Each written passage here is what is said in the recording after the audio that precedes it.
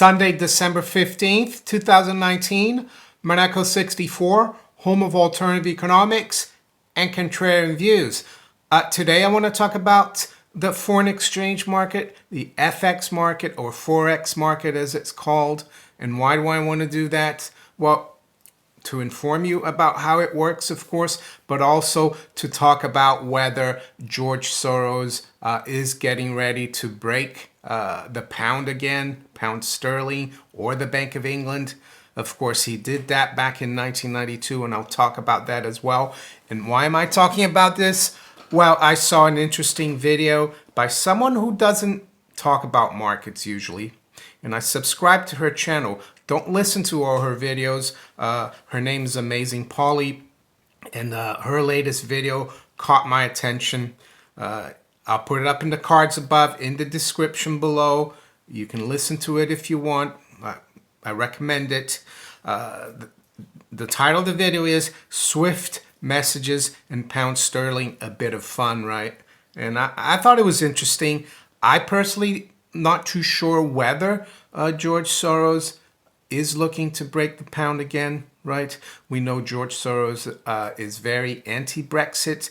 He's very pro-globalist, pro-EU, right? So one might think that he might come and try to attack the pound again like he did in 1992. Prime Minister Boris Johnson, of course, is promising to leave the EU by January 21st, 2020, right? He does say he's going to get a trade deal by the end of next year. I'm not sure he'll succeed in doing that.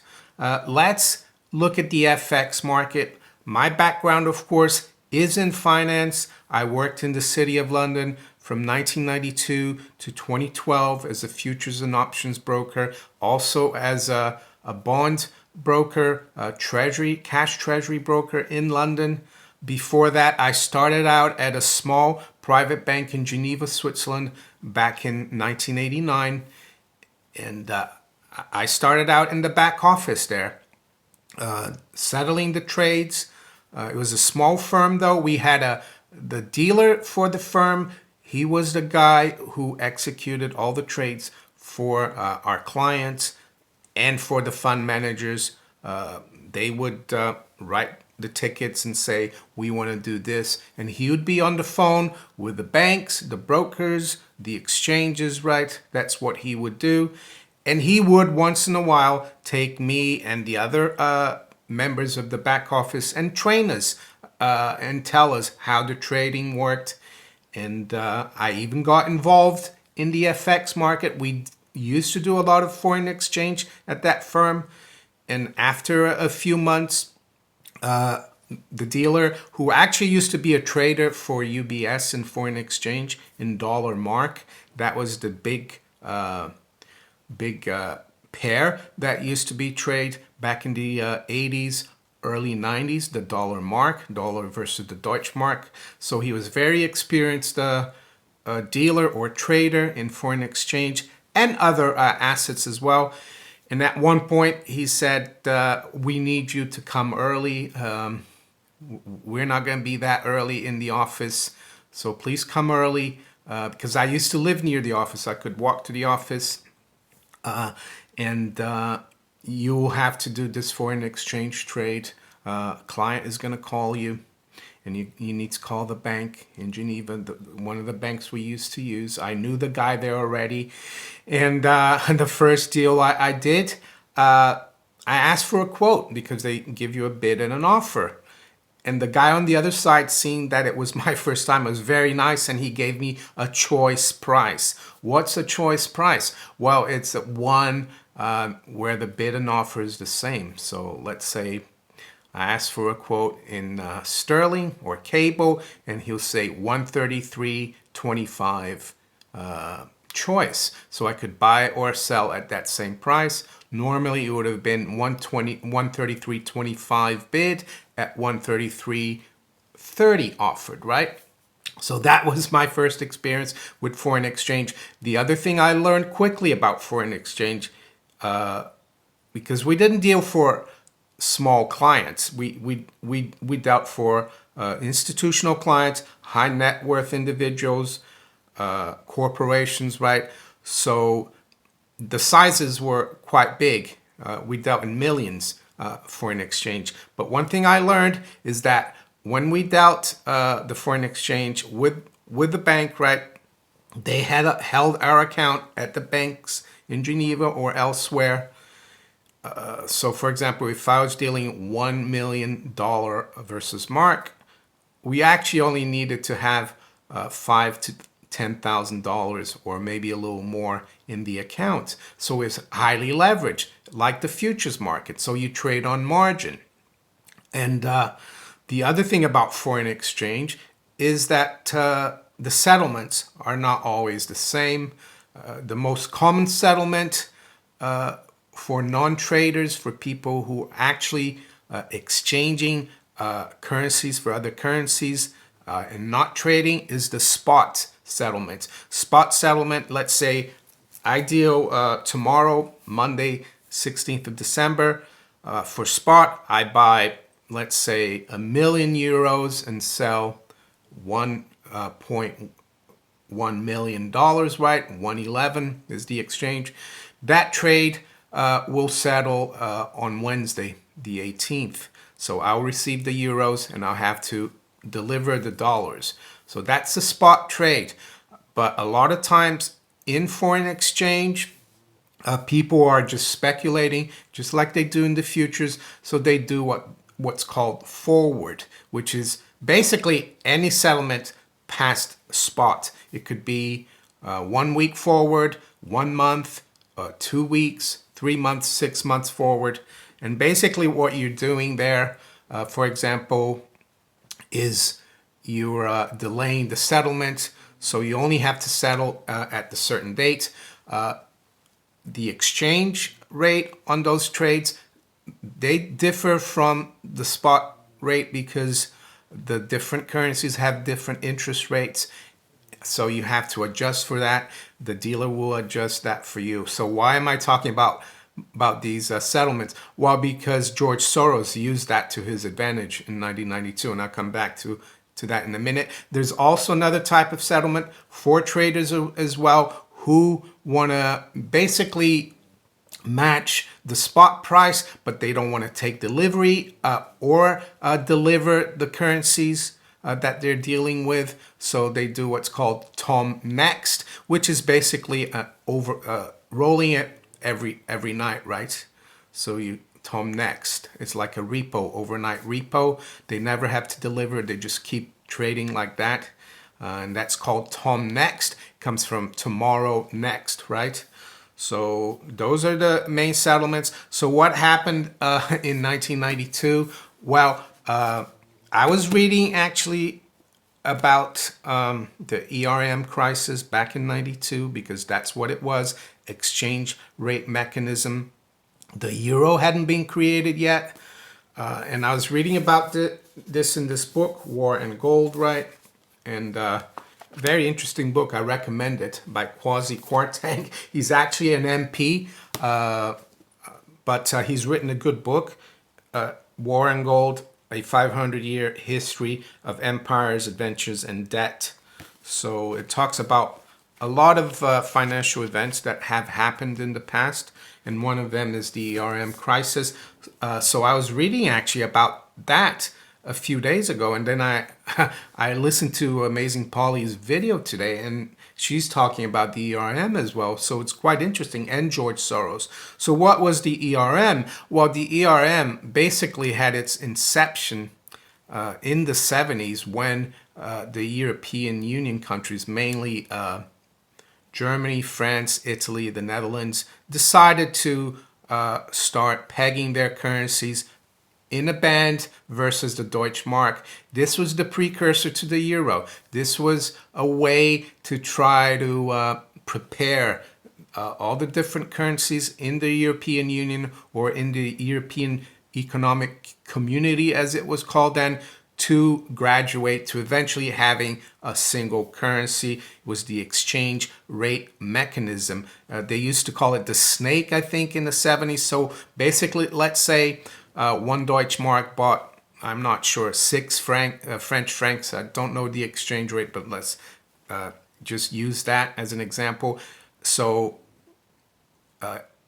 under this snake system and later DRM, the French franc had to stay within a percentage band of that central rate of 6, right?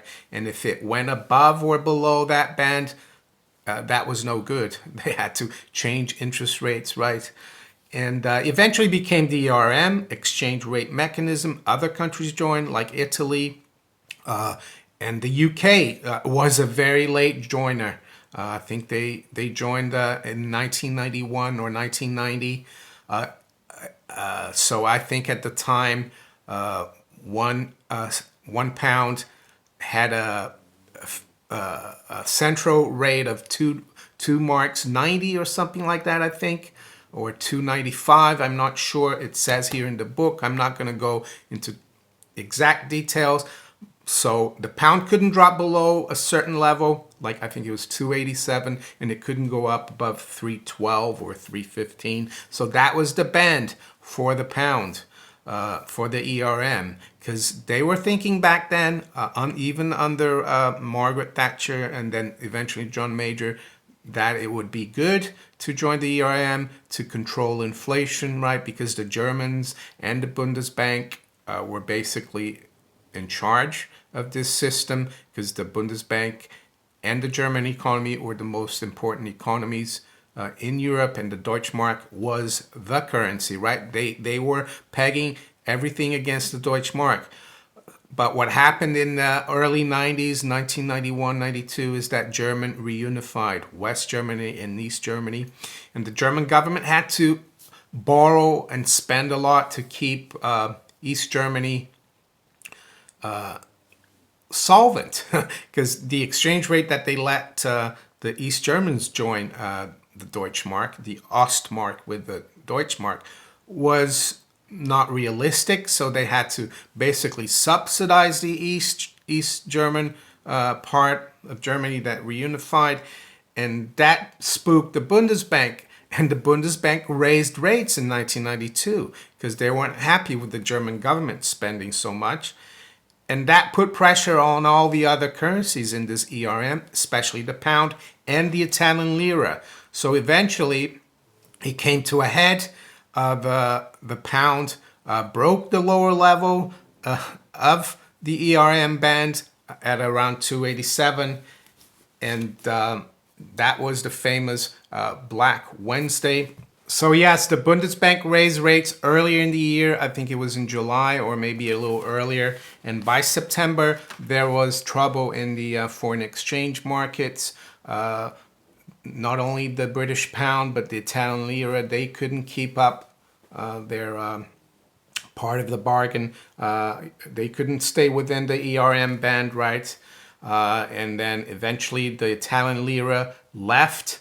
And then this was by September, and by mid-September, the pound also started dropping, and the British Treasury had to decide to leave the ERM. I came to work here in September 1992. I came from Switzerland. I was offered a job in the city of London. I started out the first Monday after Labor Day, right, which is also a bank holiday here. That's when I started out, beginning of September. And I can remember this crisis very well. But it's interesting to read in a book about it. So this is what Kwasi Kwarteng says here. The consequence of this palpable lack of confidence in sterling from the Bundesbank was inevitable. Well, the Bundesbank basically said after Italy left the ERM, they said they're not sure whether other countries will be able to stay in it, right? Basically the UK. So it says here, carnage began, as Major put it. John Major, he was the prime minister at the time. In New York trading on Tuesday afternoon, the pound fell below its ERM floor. Wednesday, 16th of September, that's Black Wednesday, started very badly. Despite the Bank of England's intervention, sterling had been widely sold. Major was told at 7 in the morning, after speaking to Lamont, he was the Chancellor of the Exchequer, or the Finance Minister. Major was convinced of the need to raise interest rates and buy sterling if there was to be any hope of keeping the British currency within the ERM. At 12:45 a.m., a white-faced Norman Lamont hurried to see Major. He was accompanied by the governor of the Bank of England. The news was awful. None of their plans had worked, as markets were relentlessly selling the pound. They're still selling, said Terry Burns, the Treasury's top civil servant. At 2:15 p.m. that afternoon, Major spoke to Helmut Kohl, the German Chancellor. That's not the finance minister, that's the equivalent of the German Prime Minister, and informed them that the pound would have to leave the ERM unless additional support in the form of market support for sterling was given by European central banks. The Bank of England had increased interest rates by 2% to 12% at 11 a.m. I remember this really clearly. And then they followed it, which was quite unprecedented. This is what happened later. It says this was followed by an announcement that interest rates would be raised to 15% that afternoon. So this was like the first time in history that I think the Bank of England actually raised or changed rates more than once in a day. I remember this very vividly. We were all like shocked. They raised rates already by 2% from 10 to 12, and then they come out and say they're going to raise again to 15. That's when things really started kicking off. That's when the market smelled blood, and the sterling really continued to crash, right? So it continues. By 7:30 that evening, the game was up. Lamont, in a brief statement outside the Treasury, announced the suspension of sterling's ERM membership. The rise in interest rates from 12% to 15% would not now be implemented. And I remember that well as well. It was a mess. They were just changing their minds and everything else. Indeed, interest rates went back to 10%, still a historically high level. In his characteristically frank memoirs, Major described the collapse of sterling as a catastrophic defeat. But there were winners. So here's the interesting part about Soros. While the British government had been humiliated, speculators, most notably the Hungarian Jewish emigre based in New York, George Soros, had made billions of pounds. Soros, on the back of his aggressive selling of sterling, gained an international notoriety and enjoyed an almost Hollywood celebrity status during the 1990s. So how did Soros do? How was he able to leverage his position? How was he able to get a hold of sterling, seeing that he's based in the U.S., right? A U.S.-based hedge fund manager. Well, basically, he sold sterling forward, which is basically you borrow sterling for a week, 2 weeks, or a month, right? Or 3 months, and then you sell it. And you don't have to put any money down when you do that. Only, well, you do, but it's a small margin, so you can leverage it. So that's what he did. Don't know exactly how much, what was the notional amount of sterling that he sold against dollars, right? But he used the forward market. Of course, he wouldn't use the spot, of course. It would, because he'd have, let's say he sold a billion pounds, or 5 billion pounds versus the dollar. If he did that in the spot market, he would have to settle it in 2 days. And he probably didn't even have that enough cash to do that. So what did he do? Well, he sold, let's say 5 billion or more forward. And then after the pound drop, he could settle that trade and he would net the profit, right? Which was allegedly or purportedly $1 billion that he made doing this. So will he be looking to do that again to the UK, to the taxpayers, to the government, to the Bank of England, seeing that he's not really pro-Brexit? Could he be trying to scupper or hurt Britain? I'm not too sure if he's going to do it this time. before I look into British pound right now and what it's doing, just wanted to say that I remember ERM crisis really well, because when I came to the UK, I took a job here. I had a job in Geneva, right? I was offered a job in the city, and I negotiated my terms, right? Looked at the exchange rate, and I think at the time, I'm not sure, £1 was about 2 francs 60, or maybe 2.45. And then a few months after I get here, the pound drops quite aggressively down to like 2 or 2.14. And I'm thinking, wow, that's hurt me, right? So this is not just a market phenomenon. It hurts people, right? So it hurt me. In the long term, it wasn't bad, because actually the economy in the UK picked up after that crisis. From 1992 onwards, the economy did quite well. So maybe we needed that flush down of sterling and the system right here in the UK. So what do I think of the pound right now? Is it out of the woods? We saw the pound rise quite a bit on the day of the election after the exit polls at 10 p.m. on the 12th. We saw the pound rally from like 131 to like 135. So a huge move, more than 2%. Yes, it came back down on Friday, the 13th, the day after the election. We settled around 133.21. I did speak about how the 135.5 level is really important, because it was a low back after the '08 crisis in early 2009, right? And just wanted to show you, there's a trend line here in the weekly chart going back to the high from July 2014 around 172 to the high, let's see, on April 2018. And we broke through that line. And that line right now is around just below 131. So at the moment, the pound looks pretty good, right? It looks like it's rebounded versus the dollar. Of course, versus precious metals, gold and silver, I still think all fiat currencies will tend to lose their value in the long term, right? Trading fiat currencies against each other is a different story, right? Right now, the pound's pretty strong. But the other thing that I've seen recently, I think it came out in the Telegraph late this week, Thursday or Friday.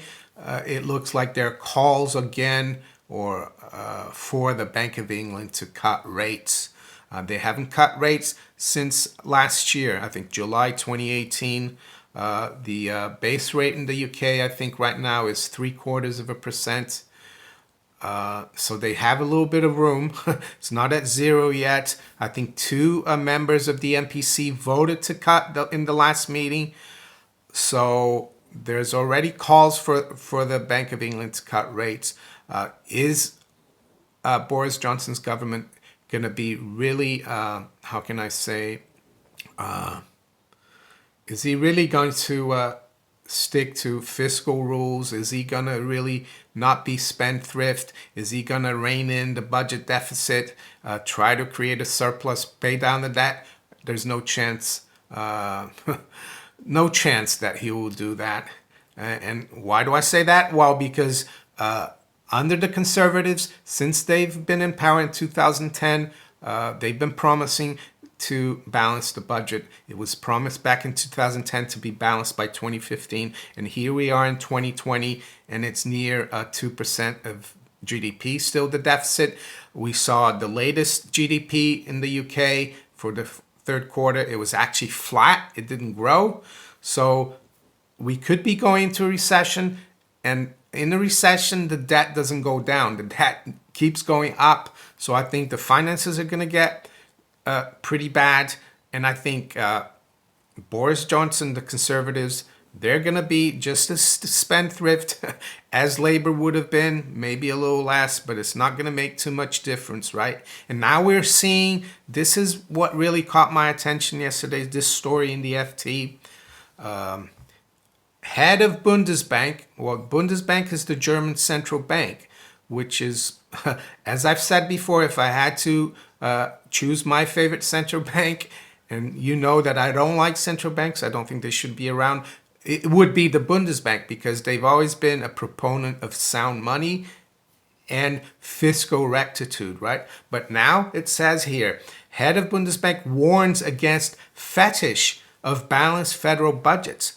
Political mood is shifting against long-running attachment to fiscal surpluses.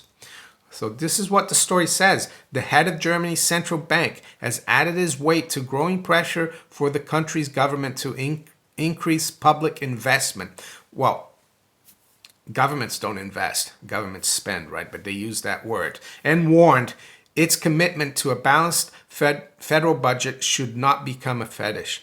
The comments by Jens Weidmann, the president of the Bundesbank, or the head of the central bank, in an interview with the Süddeutsche Zeitung, published on Saturday, underline how the political mood in Germany is shifting against its long-running attachment to fiscal surpluses after the economy slowed down markedly this year. So there you go. You can bet that the government here is going to spend as well. If the Germans are going to be spending, you can bet the British will be spending. And the Bank of England is probably going to start cutting rates as well. So do I expect George Soros then to attack the British pound because he's not happy that Boris Johnson won and that Britain will probably get out of the EU by January 31st, 2020? Maybe, but I wouldn't bet the house on it. But I think, yeah, we need to keep an eye on that trend line in the pound that comes in around 131. We go back below there, we could go back towards 120, which seems to be a double bottom right now for the British pound. So there you go. FX market, very interesting market. It's traded over the counter. What that means is there's no exchange. It's banks dealing for clients and amongst each other, right? And it's a big market. It's bigger than any other market in the world, any other asset class. It trades trillions of dollars a day. And the major center for foreign exchange is London. New York is a big center as well, but London has traditionally been the center for foreign exchange. If you enjoyed this video, make sure you hit the like button. Make sure you share it far and wide as it helps the channel. Subscribe to the channel if you haven't yet. And you can also follow me on Twitter, Steemit, and on DTube. I wish you all a great rest of the weekend. Take care. Bye.